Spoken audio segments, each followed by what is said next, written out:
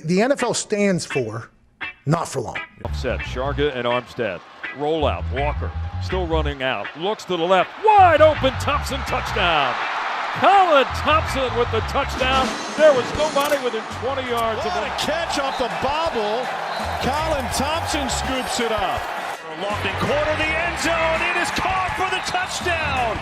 The first NFL touch for Colin Thompson is a score.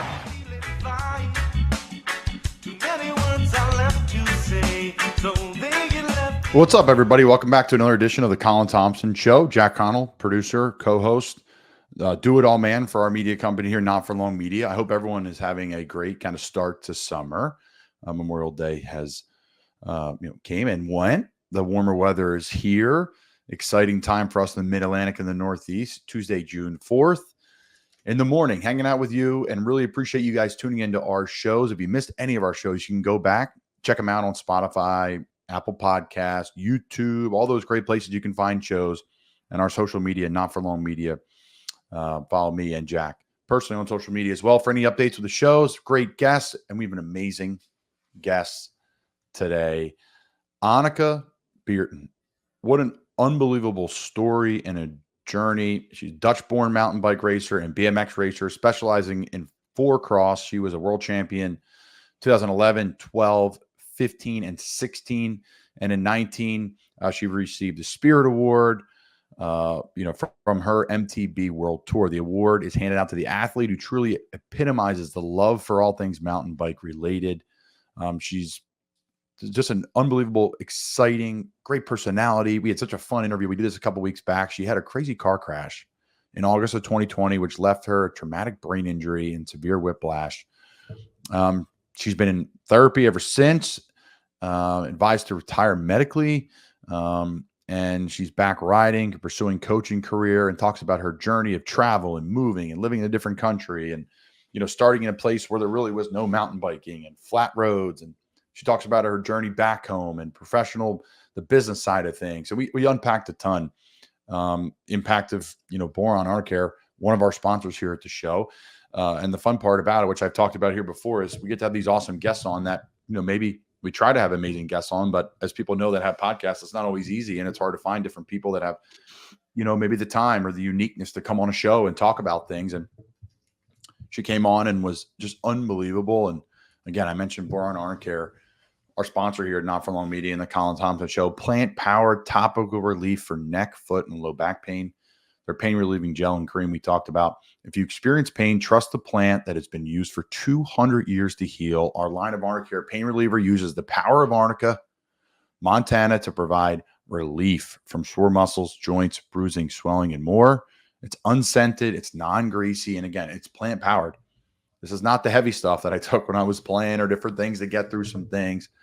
That's why I love working with this brand, truly. Like any soreness I have from my hands from lifting, muscle cramps, sinus, stuffy nose. We've talked all about that on the show. They have so many different products. Check them out, boronusa.com, BOIRONUSA.com to check them out. Before we send it over, Jack and I always have stuff to unpack. No plans for today's show. We're going to see where it goes. We have a bar of the week. We have a couple of things to talk about. Before we get into that, Jack, I want to open the table to you. I know you're Mr. NBA. The Final Four has been fantastic, or the NBA playoffs. Some of it before was okay. A lot of sweeps, gentlemen sweeps, typical poor product in basketball. The NHL, again, superior when it comes to competition in opening playoff rounds for sure. Juice, energy, fans, crowds, hitting, fighting. The difference between I wonder what's a bigger jump. The difference between the NBA regular season and their playoffs or the NHL regular season and their playoffs. I would say the NHL is a bigger jump because of just pure fan vibes and just the testosterone and toughness it takes, physicality it takes to have success. For the NBA, there's some really fun teams. I'm excited to watch the Knicks in the future, the way they're building. Obviously, this Mavs team wasn't meant to be where they're meant to be. The Pacers team, too, you can make the argument. And now the Celtics have an opportunity with a really wounded NBA. They kind of got through the playoffs with a limping Embiid. Giannis is out. right? The Lakers didn't even really make a run whatsoever. Like some of the big names out of this thing and kind of changing of the guard, and Luka and Kyrie and all these different people have had success with Dallas, which is really fun to watch. I'm a Mark Cuban fan. I love his business talks and mentality and investments, etc. But Jack, your thoughts on the overall NBA playoffs and the finals? Yeah, I couldn't disagree with you more about the early round competitive for the NBA playoffs this year. I mean, just going team by team, Celtics Heat. I mean, that was a 5-game series, but again, it was close in every minute, even without Jimmy Butler. You had Cavs Magic in 7. It wasn't really televised. It was on NBA TV, which was weird. Yeah, it's Cavs Magic, Cleveland versus Orlando. Keep going. Again, 2 incredibly great teams. Cavaliers, Donovan Mitchell leading that franchise. Bucks Pacers. Pacers upsetting the Bucks with Giannis and Dame both battling injuries. Still a 6-game series. And then the Sixers Knicks. It was another 6-game down to the wire series that really was great. And then the Western Conference, Wolves Suns was a nothing burger, but it was kind of a shock because the Suns had, even though they were 6 seed, they had the Bradley Beal, Devin Booker, Kevin Durant squad, and Minnesota was very young and unchallenged. Okay. Clippers, sort of same thing of injuries, but it was still a 6-game series. Okay. Nuggets Lakers, and then going forward now what was the Nuggets Lakers? 5 games, but again, I think every single game was decided by 2 points. It was like 2 down to a single possession for at least 3 of the 4 Nugget wins. Another Jamal Murray, several buzzer beaters. Or are you going to say if you had a 5-game NHL playoff series, those 4 overtime wins, would you call it a gentleman's sweep, or would you say it's entertaining? I would say it's a gentleman's sweep. It's fact. I'm not saying it's not entertaining. I'm just saying, I don't know. It just didn't grab me. I tried. I dove in. I gave it a shot, Jack. Blank slate for the playoffs, especially in the spring. No football on. Semifinals on. We're not doing that. We are not going through every single. We're not going through. I'm just saying there were barn burners across the board. And I think Mavs Celtics is a really interesting series. It's a lot of storylines coming to one. But Jason Kidd was sort of always hailed as this coach who could never get it done. He was just a player's coach. He was going to be a wreck in Dallas, is what so many people were expecting from him from his stints across other teams. Kyrie Irving, sort of a redemption arc as the Robin to Luka's Batman, and just finally having rim protection across the board with Derek Lively, adding Daniel Gafford, bringing in PJ Washington at the deadline. Then Boston's just been like, they've just been at the top all season. There's really nothing interesting to say about Boston. They were hailed to be a 60-plus win team at the start of the season. They met expectations. Everybody's pretty much been exactly as advertised. Drew Holiday's been the lead defender. Derek White's been an incredible 5th starter. Kristaps hasn't played because of injuries. There's not much to say about him. Tatum and Brown. Calf strains are brutal. Brutal. I can't imagine in basketball. It's even worse. But the big storyline has always sort of been the crowning of the heir to the throne across the board between Luka and Anthony Edwards. Anthony Edwards really had this big push, had a tremendous season for 22 years old. And now Luka, he's sort of been the prince who was promised since he was 16 years old in Real Madrid. Finally, the finals chance, everything doubting him every other year, no MVPs. This could be the official leap into that superstardom, next generation leader for the NBA. Interesting. Yeah. I mean, you're measured in rings, right? So, yeah, he is the future of the NBA, whether he wins a ring or not. But will he be in the conversation as one of the GOATs, right? Continue as a GOAT, happens in all these different sports. Mahomes, probably the current kind of Luka. They're kind of a similar kind of player too. They're not both like crazy, like chiseled and freaky fast and all these different attributes, right? But they have a couple things that they're deadly at, and man, oh man, they're deadly at them. So yeah, fun stuff there. NHL playoffs has been entertaining, to say the least, and fun. A lot of drama, a lot of excitement. Some teams like Edmonton, right? Connor McDavid, we talk about legacy. Needs to win cups. He's the greatest hockey player ever to live, in my opinion. Wayne Gretzky was unbelievable and is the single greatest, right? We get all that, right? But like when it comes to you turn a team on and you watch someone, that guy is on a league in the league of his own. He's not even in the same planet as people playing in the same league that are literally all stars and literally all pros. So to see him do that move he made the other night was absolutely insanity. To score, they only had 10 shots on net, and in a series clinching game, it's the lowest, I think, by more than 7 shots. 17 was the game before. So, what Edmonton's doing, I was really surprised to see Dallas not come through. A deeper team, a quote unquote better team, up and down on paper, goaltending too. But the Oilers goaltender caught fire, took a break, pretty much got benched for an entire series. And you could see the positive spirit. I don't know too much about the business side of hockey, but I know they brought in a sports psychiatrist who really was pivotal to him. And it's a huge part of sports that people do not talk about is the mental side of things. Yes, of course, people talk about mental health and all that now, which is so good and so refreshing. But, these people that really mold minds and help players through tough times are the best franchises. And you could see Edmonton, a proud franchise with a lot of really, really high-end talent. They're pulling through. They're pulling through. And the teams out of the East that made this big push, Rangers, really loaded club. They fell short. Won the President's Trophy. Most wins in the regular season. Fell short. Very few teams have made it through that are the most winningest teams in the regular season make it all the way through and win the Stanley Cup. Very, very, very few. I think it's less than a handful. They're going to face the Florida Panthers, who, goaltending-wise, man, they face a gauntlet to get to make it to where they are, Florida, and they have a great goaltender in Bobrovsky, a former Philadelphia Flyer. Traded to Columbus, and long story short, it's on a massive deal with Florida. Has been up and down in the last 2 playoffs. He's been unbelievable and is worth every penny. What a great series. I picked Dallas to win it. Obviously, they're out of it, so they're not going to win it. Edmonton, Florida. I like Florida. I think this is the year for them. Edmonton, right? You can argue. I hope it goes 7 games. I hope it's a close game. I hope there's no gentleman sweeps or sweeps like the NBA. Because it's boring, but that's neither here nor there. I'm kidding, Jack. Jack made a great argument against it. It's been good. It's been good nonetheless. The Phillies have been red hot.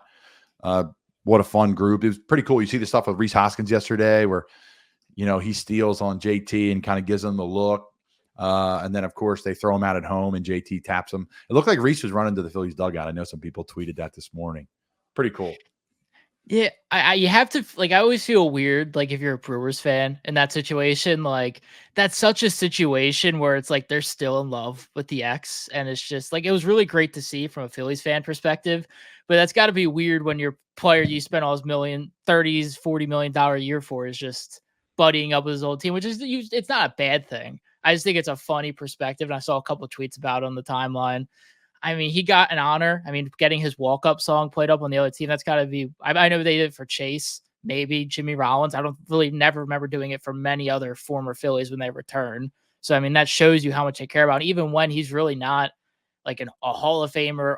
He did get a couple All-Stars, but he's not considered an All-Star caliber player. That truly shows you what he meant to this city and this organization through – was probably their darkest time in decades.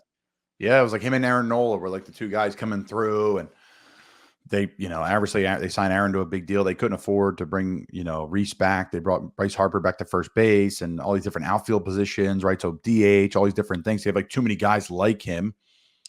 He was a right-handed bat, which is a big deal. And I know they missed that in the lineup. They don't miss too much in the lineup right now. They're the best team in baseball. They're not doing too much wrong right now. And their pitching staff's incredible. And I hope they keep the mojo going down there because it's really cool to see that ballpark filled, the economic impact it has on the city, the people, the Jersey Shore, people watching the games on the shore and the vibe with that. And I think gambling has a lot to do with it too. With these viewership, these eyeballs, there's a lot of discussion going around the WNBA right now. Keep the discussion coming. Stephen A. Smith and all these different people are going back and forth. And I really respect a lot of those people, really smart, articulate individuals. I was watching the game today and I'm like, man, we have some really good people in media right now. But at the end of the day, if I'm WNBA, man, I want this drama. I want every second of it. This is why the NBA and these sports keep going, because every year there's drama. Oh, this guy held out OTAs. Okay, great. No big deal, but it creates drama. This guy signed this contract. This guy's getting traded. This coach got fired in season. If I'm the WNBA, I'm meeting and I'm finding ways to create more drama that's not going to hurt anybody or create any issues because, man, every single network is talking about it. Whether they carry the WNBA or not, they're talking about it, right? That's the definition of hey, it's a hot topic. We don't play their games, and we're still talking about it. Hence why ESPN never talked about the NHL forever, because they didn't cover it. Now they cover it. ESPN and TNT. TNT for the, I think, Stanley Cup playoffs this year. Pretty sure. They do a great job with it. Both do, but TNT, I think, a little bit better. Really with anything, Jack. Is that true? The NBA version of the TNT broadcast is going away. Yeah. So obviously, because they'd be inside the NBA, the biggest thing is Ernie Johnson. So, I mean, the main three people everybody cares about, Charles Barkley, Shaq, and Ernie. Charles Barkley has a clause in his contract that if they were to lose the NBA rights, he's a free agent. He can go wherever. And it's the big holdup is Ernie Johnson's very loyal to TNT because he does a lot of things for them outside of basketball. He does And golf that's pretty too. much, he's been there for like 30, 40 years now. So there's the issue of, well, I don't know how easy it is going to be to make him up and leave to go to NBC or whoever else would be willing to pay to bring them on, which I would imagine a lot of people will. And they'll probably try to recreate it and put somebody else as Ernie instead of him. It won't work. It won't be as great. I'm sure it'll be a good show, but it will never be as good as that show is because those three just have decades-long chemistry. But, I mean, back to your point about talking about the WNBA, I think something that's so critical about the growth of the WNBA in these smaller leagues, and it's something I've heard across other shows with some of the failures of other sports leagues that have sort of been upcoming. I know WNBA has been around for almost 25 years, is the timing of the season. I think it's genius and it's perfect that the WNBA and then the PLL, which I think is another ascending league of recent. What's PLL? What's that? What's the PLL for our listeners that don't know it? That is the Premier Lacrosse League. It is the Professional Outdoor Lacrosse League, not to be confused with the NLL, which is indoor lacrosse, which has been around for some time. But PLL starts early June. I mean, right now at this point, we have the Stanley Cup Finals and we have the NBA Finals, which will both be over and done within a matter of 2 weeks, tops. Well, I'll say this. The NHL Finals, man, they are stretching it. They clinched on Sunday. They don't play till Saturday night. Almost a week break. They are stretching this out as long as possible. But but that's very minimal. Point is trying to make there's very minimal conversation, and I see this with work on a daily basis. Is we need things to talk about, and you can only stretch NFL storylines and things so far. And the rise of the WNBA and such incredible personalities people talk about, it's giving it an insane amount of platform to really reach its height, and it will reach its heights. It's going to. It's kind of an inevitability with how successful. I mean, we've introduced 5 considered superstar WNBA people talk about from, I mean, over the last several years. It's Sabrina Ionescu, how you say her last name, I'm sorry, on Liberty, Caitlin Clark, Cameron Brink, Angel Reese in Chicago. Like, these girls are all in their early 20s. If no injuries or anything, that's another decade plus of these storylines. Plus all the people that will follow in the next 10, 12 years across the WNBA. Like, it's the platform you need. It's been compared a lot to like Magic and Larry Bird in the 80s, how they saved the NBA with their rivalry, how flashy they were in college, and that rivalry transitioning to the 2 biggest franchises in league history. Like, I think it's something that you're seeing in the WNBA, and I think it's really great to see. And I think it would have had growth, but the fact that it's the season starting at this point in the year is giving a massive boost to if it started in October, where the NBA season starts and the NFL's midseason. Really great points, Jack. Guys, everything we do here at the Colin Thompson Show at Not For Long Media is brought to you by our friends at the Original Fudge Kitchen, fudgekitchens.com. I'll be heading down to Cape May this weekend. Jackie boy, I'm going to get myself some fudge. My favorite, it's actually a great secret spot to get some ice cream because everyone's in these long lines at this like famous place, but it's all the same ice cream, same people, same brand. You can get it right in the back of the Original Fudge Kitchen when you're in town. Multiple locations, Ocean City all the way down to Cape May. Look them up. If you can't get down there, they'll ship you that saltwater taffy. They will ship you that fudge, that creamy Jersey Shore fudge. Send your friends something, a taste of the Jersey Shore if they can't make it down for July 4 or Labor Day, Memorial Day, these big weekends down there. Check them out, the Original Fudge Kitchen, fudgekitchens.com. Yeah, tons going on with WNBA. It's really good to see. I think, it's something that we don't talk about a lot on this show because I'm still trying to make it in the NFL. I'm a free agent, is the gambling side of things. And when I'm done playing, we'll definitely talk gambling. But it is huge. You don't realize the impact of it. You go out on a Saturday and you're, having a couple beers, sitting at the bar. You look around, you see the interface of DraftKings. You see the interface of FanDuel. You see a lot of different things. ESPN Bet. You see Barstool. We used to be Barstool, right? You see all these different things. You look around like, whoa. Do you see that amongst your friends too, Jack? I mean, I see it amongst my dad's age crew, everyone in their mid 60s and lower, they're on it big time. I do this. I parlay this team and this team every week. Oh, really? Okay.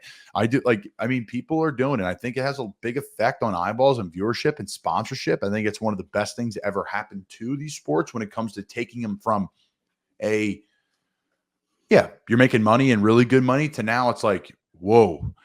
It's going to have a major impact because you're drawing people in. The casual fan, when they bet, they are watching, whether they're a fan of the team, fan of the sport, You may not like golf, but if you put money on some guy to finish in the top 10, you are watching all 4 rounds for some juice and some action on that too. So it was really unique again this weekend, kind of reinstated the fact for me, like, whoa, man. I think, yeah, of course, we understand sports gambling is huge. Horse betting is huge, but it brings people into bars and restaurants. It makes people more social, and it puts skin in the game. And I see it amongst my friends, my dad's age friends.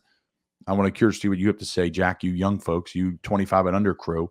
If there's a big gambling group in there, I would assume yes.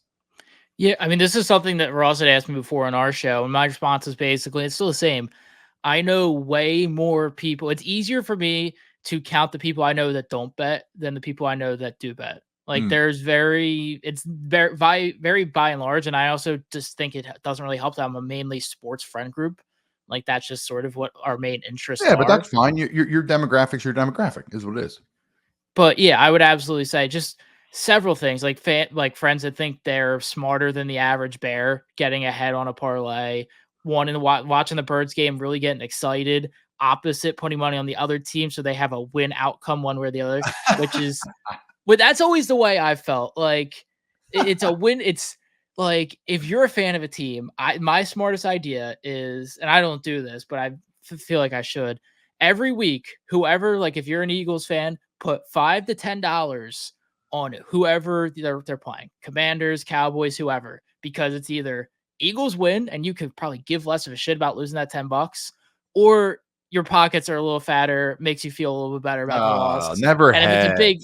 If it's a big upset, more money in your pocket. The worse the loss, the more money in your pocket. Interesting. Can you legally gamble, Jack? Yes. You can. I know I'm putting you in the spot here, but I know Jack works with DraftKings. Jack works with Ross Tucker Pod. Great pod. Ross been on the show. Check out Ross. He's probably one of the best in the football landscape. Really anything. Food, booze. He does a great job, Ross. He's a really, really good person in this business. Okay. One last thing before we send it over to, Anneke. Again, guys, you're going to love this pod. Stay tuned for it. She was just inspiring and a great story, great message, and someone unique. Again, so excited with our Boron Arnicare sponsorship to get all these amazing people. If you missed any, go back and check them out. We've had half dozen people on already. Try to have 1, 2, 3, 4 a month, somewhere in that range, and depending on what's going on in our normal lives and their lives, try to make it work. Check it out again, boronusa.com. All right, Jack. Several parents text me, call me. Several coaches. I mentor a lot of kids in football. I do. A lot of parents ask me different questions in the neighborhood or out and about, and I've talked about this before on my show. Is football safe for my son? Is football safe for my daughter? Should they play flag football? Should they start tackle when they're young? Should they this? Should they that? Is it okay? Mom's not interested in playing, right? Mom doesn't want the kid playing. Dad doesn't want the kid playing. Uncle thinks they should play, right? All these different conversations. Here's what I'll say this, point blank, period. I want to make sure it's said out loud. Football is 10, 20, 30, 40, 50 times safer than it was when I got in, when it was when I started playing college football, when it was when I started playing NFL football. Every single year, football becomes safer. Why? Education. Coaches at all levels are educated more now than ever. Why? Social media, phones, YouTube, you name it. You can access safe football drills. You can access safe somewhat, right? You're not a medical professional, but safe medical practices. Hey, I have a headache today after practice. Okay, maybe we should get you evaluated. Before that was, hey, you got your bell rung. Sit out of play and go back in. Before, water breaks where you don't get a water break unless you practice hard. You are not getting water unless you practice hard, right? It built mental toughness, and there was something to it, right? Of course, we weren't dying, and if it was really hot, right, we had plenty of them. But my point is, yes, your son, daughter should play as many sports as possible. Do not pick one until later in your high school career if it's necessary. And yes, play football. because football now is safer than it's ever been. And there's more resources to learn more about football drills, practices, off-season, lifting than ever. Just go to YouTube or go to one of the many, many influencers in football on social media. That has changed it. Jack, someone who played high school football, youth football, loves the game. We've talked about this a lot on our show, but I think it's a really cool thing to bring up all the time because I get it a lot.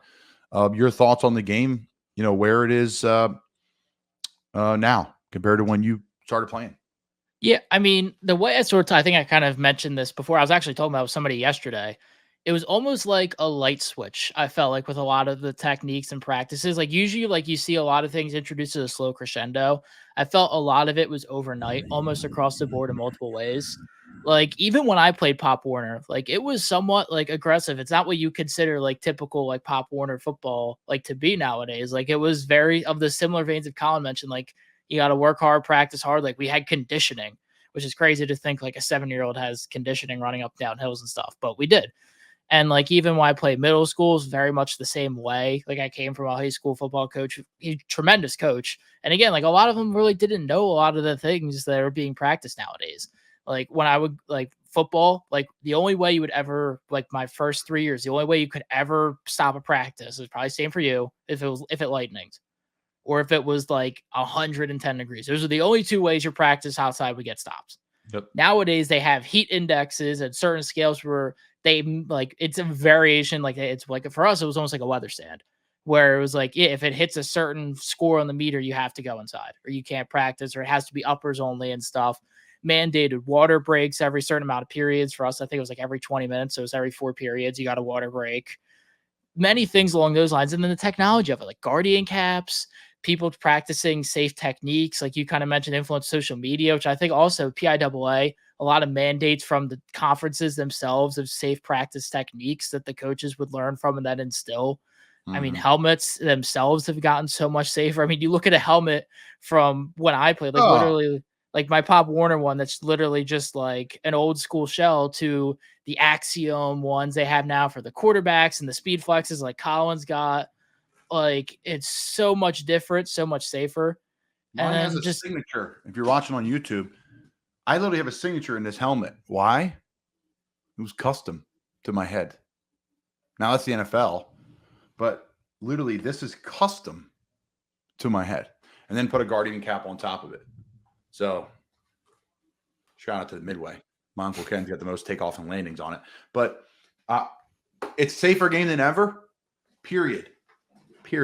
Right? And I think that's really cool because the next and all these 7-on-7s, all the 7-on-7s, all the off-season stuff, there's a heat acclimation period, right? Like this is really well organized. Another thing too is more people are practicing in the off-season. More people are, right? Like we didn't throw a football. I mean, maybe with me and my quarterbacks, right? Like in high school, we would throw a little bit in the off season when they weren't playing baseball, but like we didn't throw until June.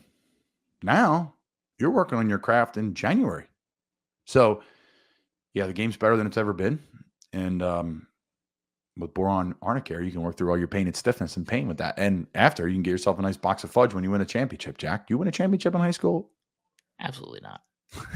We had the exact same ending to our season. It was comical how our season went the exact same way 3 years in a row, but nobody really cares to hear about a Hapro Horsham 6-5 season. Probably. Yeah, Jack. Let's go through the NFL, NBA playoffs, and you can go through every single game and everything you snap. You probably remember everything too.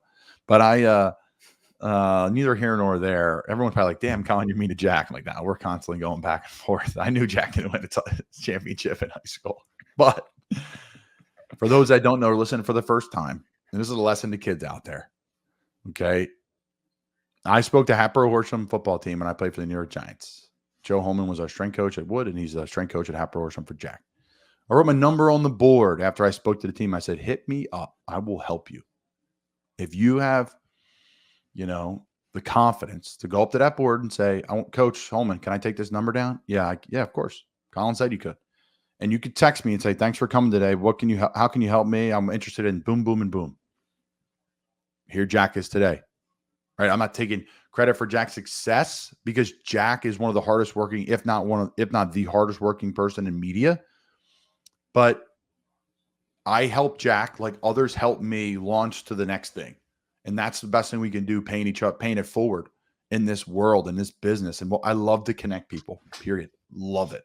I got to find a way to make money at doing it, Jack, to support my family. But it's not even about the money. You know what I'm saying? You just get older and you're like, okay, how can I do this and leverage some finances to help, put food on the table for my future kid?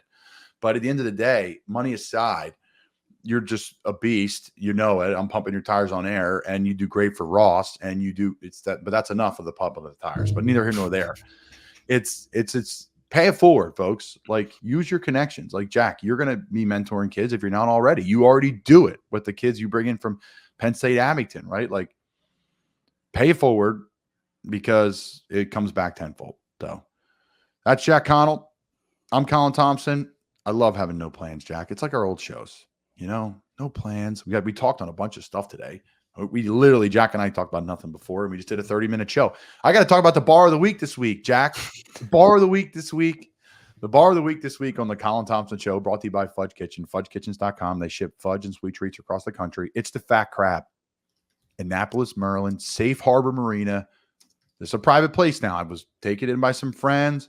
They wanted to show me around, right on the water, awesome marina, pickleball courts, tennis courts, 2 bars, great pool, multiple pavilions, grills, fire pits, the whole 9. Literally fantastic. They built a new bar, raised up high, right on the water. The Fat Crab, what a great spot. Orange crush, grapefruit crush. The food is fantastic. The food is elite. I think it's the best place to eat and drink in Annapolis at this current point of the time. It is premier. Nuzzled right in the back of Eastport there. You can't beat it. It's fantastic. Love it. Service is great. The food's great. The beers are cold.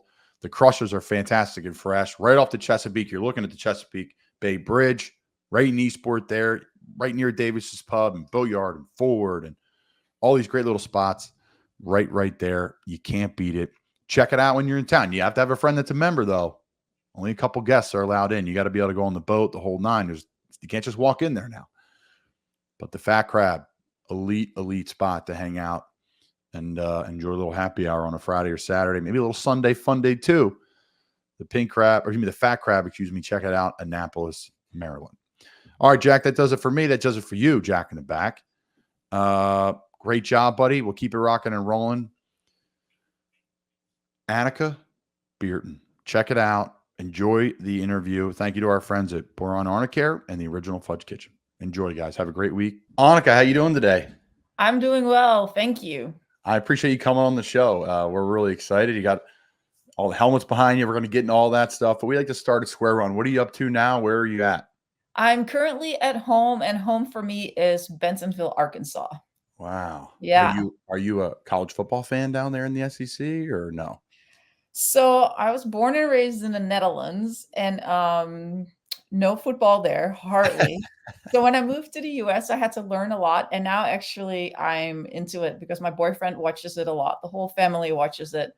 I think in the beginning, they were kind of getting tired of me with asking so many questions about all the rules you guys have. But now I get it and I love it. And it's awesome. Yeah. It is cool, right? And we'll get into kind of, your world of just straight up bike riding competitively.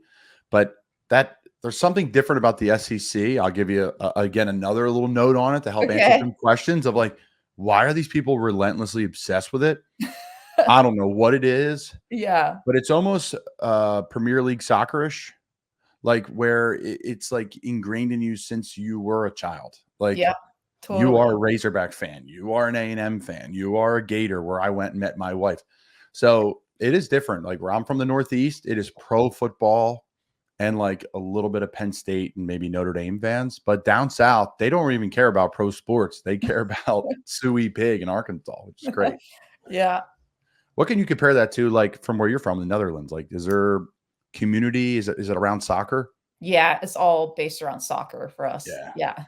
Which I've gotten into, and a lot of football players don't. But I love the Premier League. I'm a Tottenham Hotspur fan, and it's great. So, but that's not why we're here. So let's start back. Netherlands, like, what was like growing up there? Your first memories of getting on a bike and then getting into competitively? Yeah, I mean, I grew up in the country, so a lots of like land around us, and really laid back area that I grew up. And I just had a janky little bike and just laps around the house like endlessly, kept going. And then one day, a friend of my dad was like, "You need to take that girl to the BMX track." So my dad took me, and that's where it all started. I got hooked on biking, and I did a lot of BMX racing when I was younger. And then I got into mountain biking and was able to turn that into a professional racing career. And yeah, I moved to California for my racing and training and riding in 2014. And then 2 years ago, moved here to Bentonville. So yeah, that's kind of like how I got into riding, and I got hooked on bikes. That's so cool. Now back to the Netherlands. Like, did you move to the States for competition? Is there not a ton over there? How does that work? Yeah. So for those of you that don't know, but the Netherlands is flat as a pancake. So if you're doing BMX, that's great, that's fine. But if you want to really get into mountain biking, and I was doing more the extreme disciplines like gravity, like downhill. We have dual slalom, four cross. So there's a lot of different disciplines within the mountain biking. So I always had to already like travel within Europe. And then the weather in the winter gets pretty tough. So, what better place to go than California? That's like, the American dream. And I had friends living there, sponsors over there. So that made it fairly easy decision to go to California, just because I didn't have the right tools in the Netherlands to train there.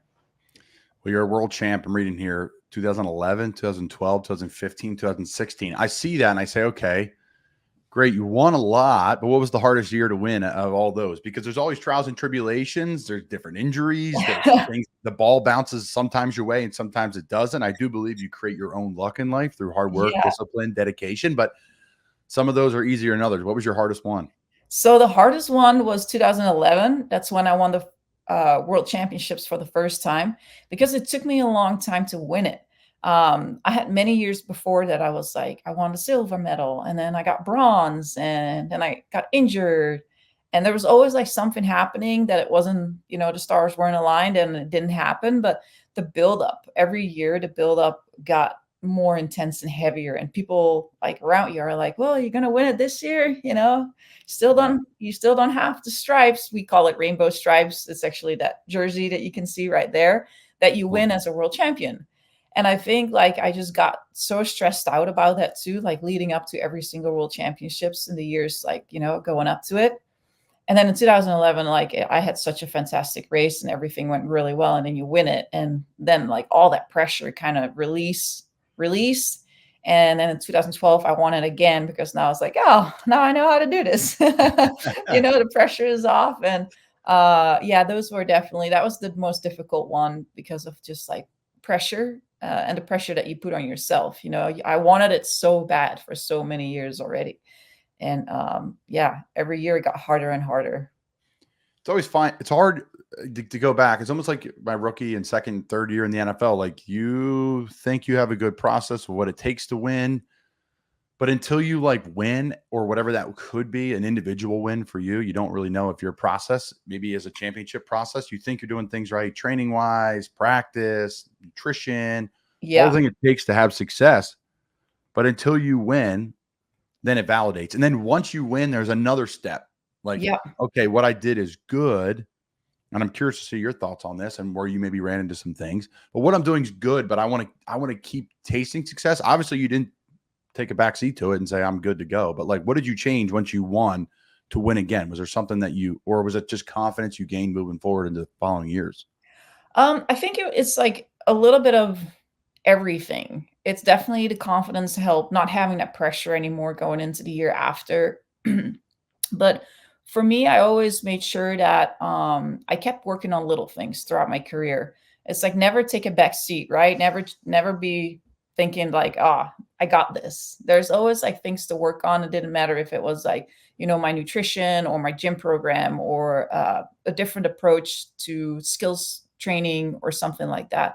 And I like the process of all of that. And I'm definitely the kind of person that checks all the boxes. Like it's in me, and I don't leave any stone unturned.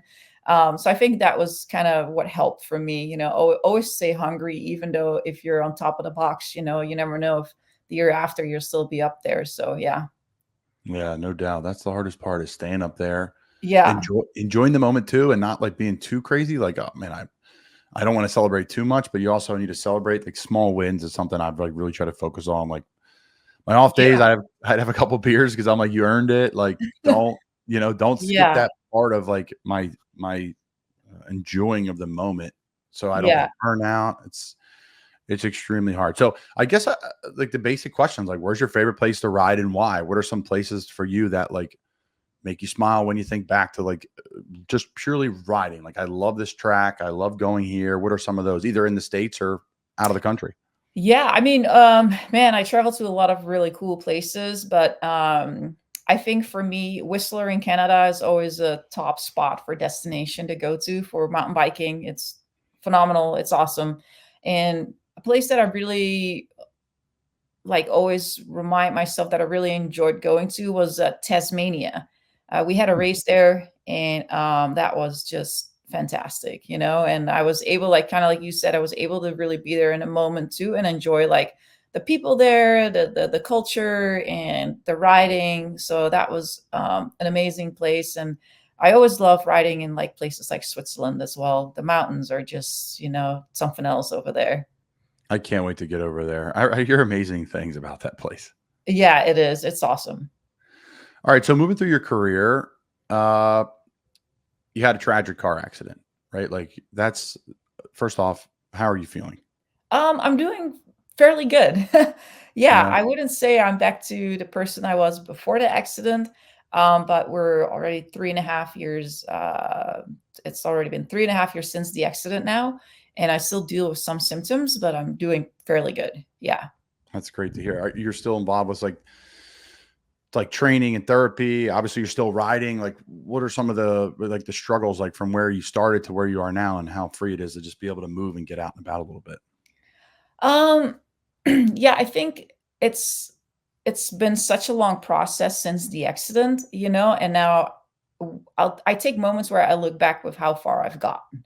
And I think that's really important because in the beginning I was, I couldn't ride a bike, and that's all I did. My life was about riding bikes, traveling, and going to races, to going to absolutely like doing nothing and sitting on the couch with severe symptoms. And now I'm back riding, and I'm working as a coach now, and like reflecting on that makes my headaches now seem easy. They don't seem like a big deal anymore. So I think the back and forth reflecting is helping on that. Yeah. It seems like you're maybe in an ambassador role a little bit for the sport. And Yeah. yeah, continue. Yeah. Yeah, go. Yeah. No, I definitely so when I was, the accident happened in the summer of 2020. So I was in the middle of COVID. I was actually driving home from training that day, and it was the last traffic light before I was supposed to be home. And out of nowhere, I got hit by somebody that ran a red light. So in the driver's side of my vehicle, and yeah, that moment flipped my life around with everything, and sustained a brain injury, and then slowly um, making my way back to where I'm at now. But back then I was already coaching a little bit prior to the accident. And then after about 2 years, I was like, well, something needs to change in my life, because I was kind of stuck in California. A lot of medical bills. I just couldn't afford living there anymore because I Mhm. was in the middle of a lawsuit.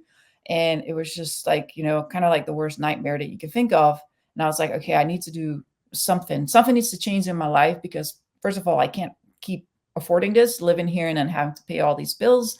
And then I'm kind of stuck. I hated the traffic because of the car accident, and I was pretty stressed out when I was driving.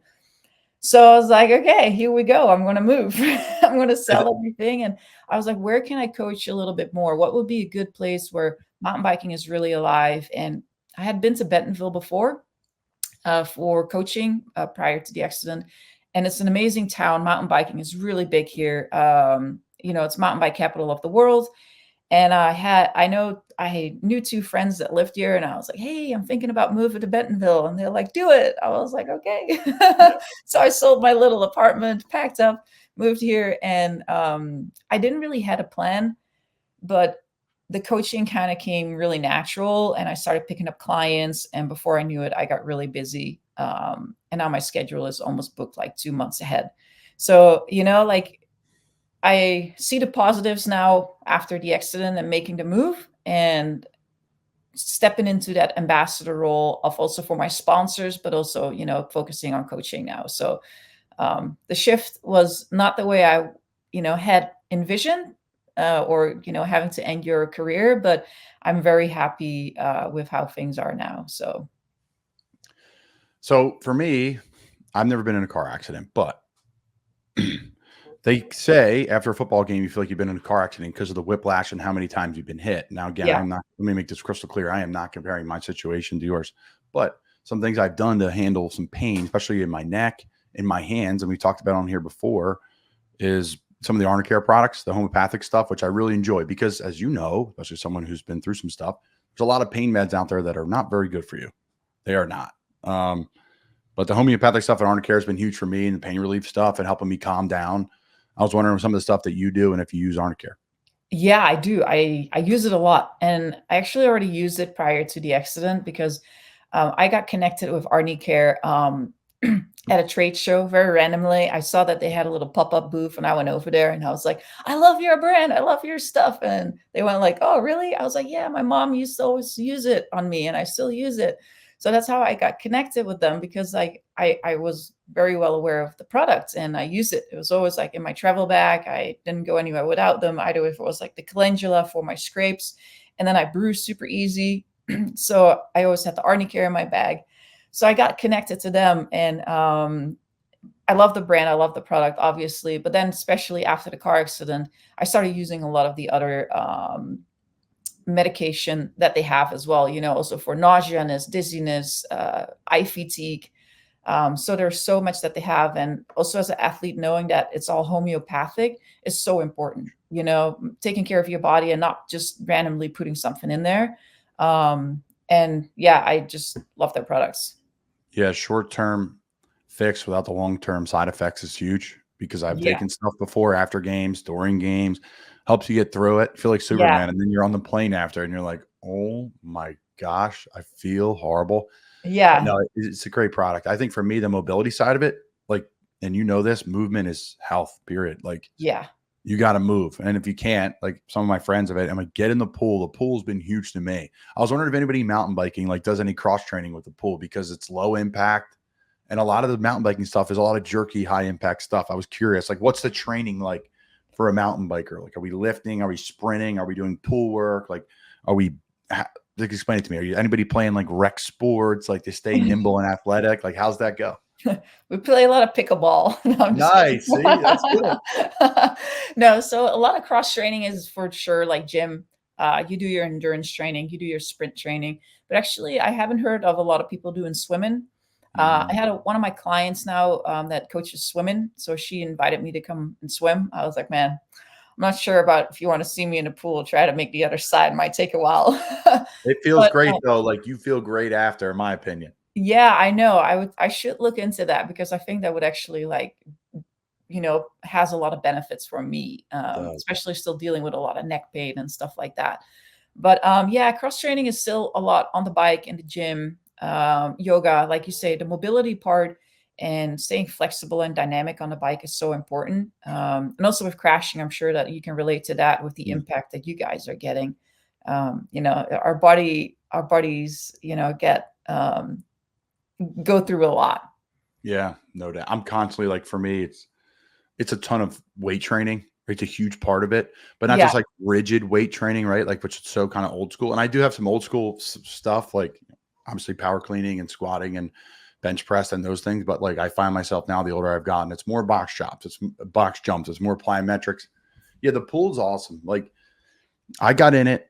My brother was an All-American swimmer in high school, and I had a bunch. I broke my right foot twice, broke my left foot. My mom is not the athlete in our family. She's not. She's the hard worker, retail. She's like the backbone of our family when it comes to hard work. So, and she's a smart lady, but again, no athletic background. It's all my dad. She's like, why aren't you in the pool? I'm like, Mom, I'm not in the pool. I'm a football player. Like, what are you talking about? She's like, your feet are destroyed. You can't walk. Your hips are messed up. You got neck pain.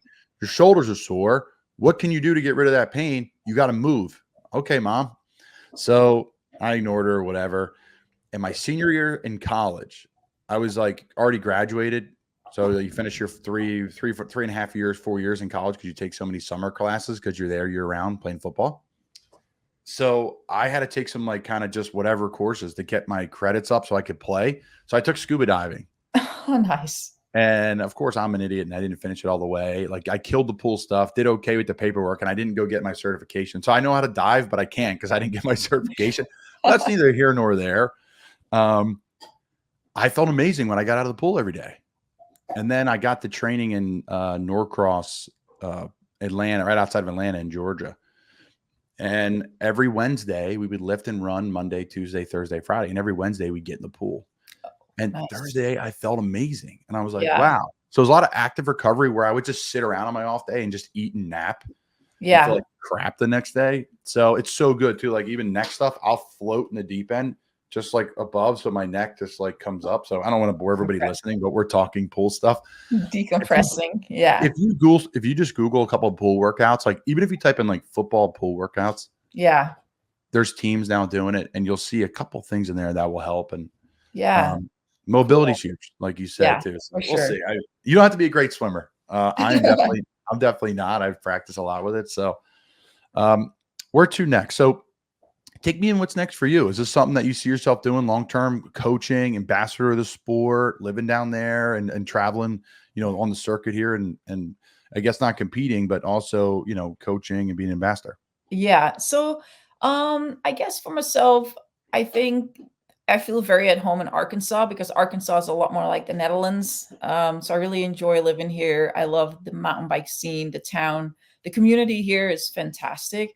So I feel very at home. And then I love that now I'm able to pass on the passion and kind of wake up in the morning with a purpose because for so many years, like, yourself, you wake up in the morning and you have a goal, you immediately you're like, how does my body feel? Like today I got to do this. I got to do that. I got to get better, And then for a while after the accident, I did not have anything. I just kind of hardly got out of bed if I had a good day, So finding a purpose again was so important. And I have that now with coaching people. So it's like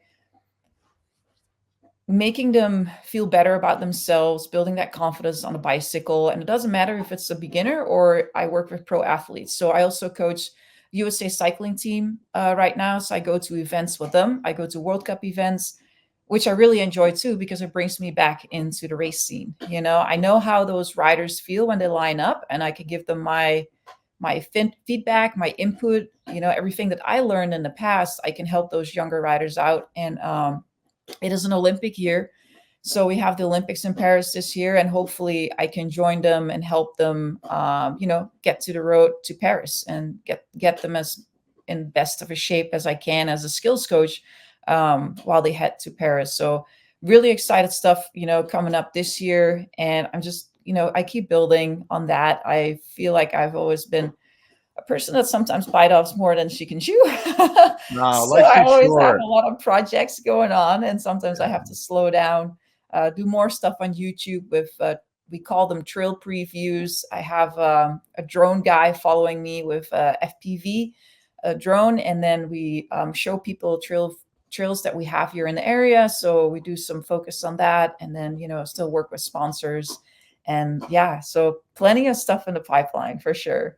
Life's too short. When you feel your RPMs getting too high, that's what I do. I like throttle it back and be like, hey, I'm not available right now, because if not, I'll just spin off the tracks. I've yet to do that. I think I've had some times where I was a little too spread thin, but you have to do it, right? Like, especially the competitor in you. It's like, I don't know if I do it because I like to be busy, or I do it because I don't know anything else. I can't not be busy. We went on like quote unquote vacation last week, and I read a book. I read 30 pages in a book, and took a nap, and I like felt guilty. I'm like, oh God. Yeah. For me, it's always like a thin line, and then I kind of hit the wall. Yeah. And then I'm like, okay, yep, need to step on the brake. And then I step on the brake for a little bit, and then I'm just like full gas again. Yeah. So, Then you get back out on the track, and someone's like, hey, do you want to do X, Y, and Z and train here and help coach this? And that's my next question. Did you have a skills coach while you were riding? yes. Yeah. Okay. Yeah. I always That's grew a up in prevalent an thing. That's a prevalent thing in that business. Yeah, it's so important, because like It doesn't matter like how fit you are, but if you get to a course that is really technical, and I'm talking about big jumps or drops, and you don't know how to do that, then why did you make all those hours in the gym and on the bike, you know? So that part is getting more and more important because also the tracks are kind of changing now. They're getting more extreme, you know, they're getting more handmade, they're building a lot more stuff. So I think that's where the skills coaching is becoming more and more popular because riders just need it, you know? No doubt. It's a Yeah. huge part of it. Like even like just talking football, because I compare everything back to that, but it's like Yeah. anything in any business or life, right? It's no different. So like you see now, like there's so many quarterbacks in the NFL that do a lot of amazing things, and even in college football. That wasn't the case when I was growing up. It was very old school. It was very like Yeah. run the ball, whatever. But now these kids have quarterback coaches when they're like 7th and 8th grade. Like I think back to my high school quarterbacks and my youth quarterbacks that were very good. I mean, they wouldn't pick up a football until like football season. You know, like it was Right. so much different than it is now. Now everybody trains year round at what they do. That's Yeah. why I think, and I'm curious to see the impact it's had on your sport, but just on football alone, the level of play is better. Everyone's in better shape. People stay in shape year round now. It's not before where they called it training camp because all the guys would show up batting out of shape from drinking and eating all summer. They would drink and eat all summer and then show up like in the 80s and be like, not everybody, but half the Yeah. team. And Yeah. they would play their way into shape. So that's why training camp was so long. Like to me now, I think it's way too long. And I don't want to get off the rails because we're talking about you, but Yeah. it's like 6 weeks long. It's like all of Yeah. us have been training. We're all in great shape. It needs to be like 3 weeks and then start the season. Because again, we're in better shape. So I'm Yeah. curious to see how your sport has evolved from when you got in, or even before you got in it, to where it is now with training, nutrition, all the travel, like all those things Oh, change. it's so different than from when I grew up, you know? It's phenomenal to see the younger kids ride here as well in Bentonville, and the trails are made in such a way that there's a lot of progression you can practice on. Like, we have smaller jumps, bigger jumps. It's kinda like skiing. We have our green trails, we have our blue trails, then we have black, and then we have, like, double black diamond trails. And, when I grew up, I just had a janky ramp with a piece of plywood that my dad put together and that I would hit, you know? And then now I see what they have here. And also, this past week, I had the junior riders from USA Cycling in town in Bentonville, and to see their level as juniors already is amazing, you know, especially the guys are so well developed. And like you say, like we have workshops for them with like nutrition, sports psychology. So that wasn't really all there when I grew up, and that is all there now. And yeah, I mean, sometimes you wonder h- like how much higher can this go? You know, it's so cool to watch the process of all of that, and those kids just progress and get better and faster, you know. I just Yep. have to make sure I stay on top of my game as a coach so I can keep up with all of them. Oh, so you're not a has-been like the rest. Like I'm trying to fight as a player. My career's coming to an end. Will probably, I think I can play for a couple more years, but once you turn 30 in football, which is crazy, if you're 29 years old and 264 days, you're young. Yeah. But the minute you turn 30, one day later, like, oh, you're 30, it's like a curse word in football. It's how it goes. And I understand why. But again, it goes back to the sports science. I feel better now at 30 than I did at 23. I firmly believe I'm bigger, Yeah. stronger, faster. I move way better. Like it's not even a thing. That's why I always like, the rules are different for different players. Like it's not, and it's a great point of like, is the game going to get better? I said about football all the time. Like, Yeah. there's so many guys training now. There's so many, like even just any sport, like there's so much discipline involved in it now, where before there just really wasn't. You had to have another job and play the sport. Like, yeah. Right? We all do. And I'm Right. sure there's some people that ride that still have 2 jobs, multiple, right? Because Yeah. you have to, right? To have a quality of life and then also take some time off the ride. So no, it's unique. It's a great point. Is it going to Yeah. get better? I of course it will get better, but I don't think we'll see a jump like we see now. Like Yeah. from sports Yeah. in like the 90s to what they are now, any sport. Like I'm a huge hockey fan. Like those guys fly. Like They do. Yeah. they No, do. totally. Yeah. All right. So lastly, I got to ask about the Netherlands. Like, talk to me about the Netherlands, your hometown, and maybe the difference between this amazing country, the Netherlands, which I want to visit, to to the U.S.? Big difference. Big difference. I know. Big difference, both of them. So, well, what a lot of people don't know is the Netherlands is very small. So the Netherlands fits twice in Arkansas, I believe twice, or like 1.5 times. So that's how small a country is. You know, you can drive from north to south in 3 hours, and then east to west in about 2 hours, and then you covered all of the Netherlands. And we have a culture that is pretty easygoing. I like to say everything is we have a great balance between modern and old fashioned. I think we have great food, very like organic food. My dad had a vegetable garden for a long time, and we would eat our veggies from what he would make. Let me do one thing real quick. Come here. I like it. It's all good. You guys hear it on the background, but the squeaky toy is gone. But he has the. We can't hear it. We can't hear it. You're good.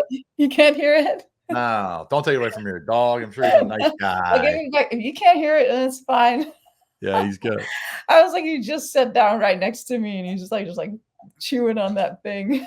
No, barely. You can barely hear it. It's all right. We don't want to take away from the joy. Our listeners love dogs here. Awesome. So, and I think that was a little bit of a switch for me going to the US, where the food was so different and the portions were so big. I was just like, I remember the first time like going to, I think a good example was going to the movies, and at home you get like the glass Cokes, but they're not as big as here, even they're smaller. So that would be your one like Coke or whatever soda you would get. And then here I would like get a Coke, and it was in a bin that I could hardly lift. And I was like, what is this? And then popcorn is in the size of like a big bucket. Like we don't even have those sizes. Like we're your a mess smallest here. size It's not even, well, I wouldn't say a mess, but it's very convenient and a lot of people like it. So it's too convenient. It's probably too convenient and too affordable. Like that's the problem. It's like, oh, and then everybody's like looking at each other where our health is a problem, but we're not going to guess the topic for another day. Definitely not get into that. Yeah. But so I kind of grew up in a very basic household. My dad was a car mechanic. We had to shop at the house. My mom was a hairdresser in the beginning, but then she started helping out my dad with the finances stuff, the backside of the company. And I have one sister, and that was it. And yeah, like I said, we lived in the middle of nowhere in the Netherlands. Just rode my bike as much as I could. Didn't really had any examples of like what I wanted to become, because we didn't had anything like, definitely no social media. All I was living off was like a magazine that I gotten at a BMX race, and look at, if you cut out some posters and you hang it on the wall, and it's like, that's pretty cool. I want to, maybe I want to become a pro rider one day. I guess I didn't really think of that when I was younger. I just rode because I really enjoyed riding a bike. I thought it was so cool. And it wasn't until I was 14 when we made our first trip overseas. We went to England, and we went to the World Championships BMX, and I won. And that was where things kind of started clicking, and I got some sponsors because people were like, wow, that girl is really good. Like she can ride a bike, And the year after, the World Championships were in Canada, but we couldn't afford that. That was like, man, how are we going to afford plane tickets to go there?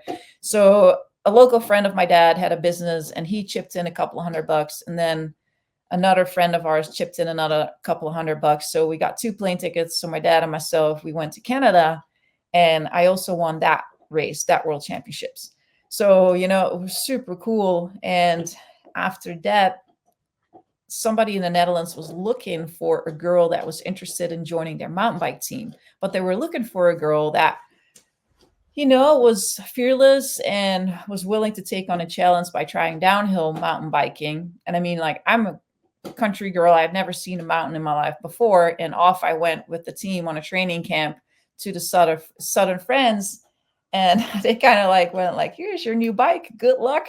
And I was like, I was going from like those little BMX bikes to a big mountain bike with suspension on the front, disc brakes, suspension on the back. I had no idea what I was doing because I was used to one brake, a back brake. And that was it. So, but I had so much fun. I was actually really bruised up because I crashed a lot that weekend. but I was like, this is so cool. I want to do this. And that's how I basically got in that world of mountain biking and started traveling and started traveling more outside of the Netherlands and, making my first trip over to the US, because I always had this dream. My mom always told me, like, since I was a kid, I was like, one day I'm going to go to America. And here we are. I did it, so it's pretty cool.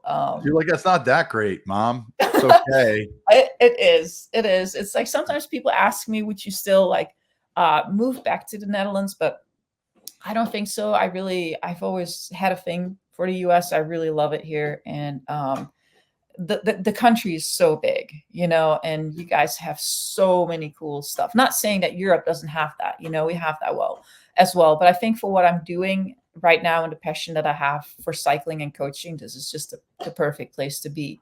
It's hard because, all my family is still in the Netherlands, and I can't just hop over to get a cup of tea with Mom, but I try to go back as much as I can. So I try after COVID, which I wasn't able to see them for like 2 years. I was like, okay, now I try to go back every 6 to 8 months to see them. Yeah. Yeah. Do you ride when you're over there? You like bring back the glory days? Like, this is where I used to ride. I got to go back on this trail or something, or no? Sometimes a little bit. Yeah. Yeah. Or I do like a road ride, something like that. I do. Yeah. I enjoy doing that. Yeah. The nostalgia of going home, even for me, is great. And I live 3 hours. I live 3 hours from home, but there's something about it. Every time I leave, we go home for Christmas, I'm like, oh, totally. Yeah. Something about it. My wife's like, no, it's just you're from here. It's not something that's special. I'm like, no, it's special. I don't know what you're talking about. And the home cooked meals, it's awesome. I miss some of the home cooked meals here. So yeah. Yeah, you create your own family, you create your own community. That's what sports are great about, right? And totally. Track the whole team, everybody's. Yeah, and I think too, kind of what we talked about a little earlier. I think there was a difference too back in the day versus now. Like, my parents always supported me, but never pushed me. My mom and dad were never on the sideline like those crazy parents, or over pushing their kids. My parents just wanted to make sure I had fun and kind of let me do my thing. And I think that helped me a lot. I think now what happens often is like parents try to push their kids really early at a younger age, and they get burned out really fast. We see that very often now. And I think it's great to have them make sure that they have fun, and until they get to maybe 15, 16 years old, and then start looking into if they have a professional career ahead of them, and not when they're 8 or 9. There's no reason to do that. Just have them ride and have fun. I still get quite a few requests from, parents that want coaching for the younger kids, and I'm always open to do that and help them out. But I always tell them too, hey, we have awesome bike clubs here that have special program for kids. Your kid will be riding with other kids. And I think that's actually what helps them make them become a better rider. It's just to rip with their friends, Yeah, right. Like the old school day. Like everybody, right? We all think back on our fond memories of riding with our friends, period, or playing football with our friends, for me, or playing basketball or hockey or whatever the things I did as a kid.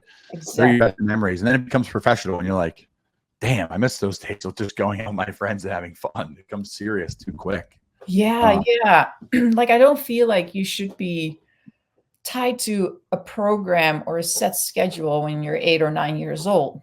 You shouldn't be like, hey, today you have to do this in the gym for this many hours, and then this, and then this. You can definitely introduce them to them in a very playful way, but I think it's more important to just let them have fun and do different things. Go play football, go play tennis. It's not gonna, set you back in your riding ability. And when you're become 16 years old, I think it's the opposite. It's gonna actually help you. The more athletic you are, the better.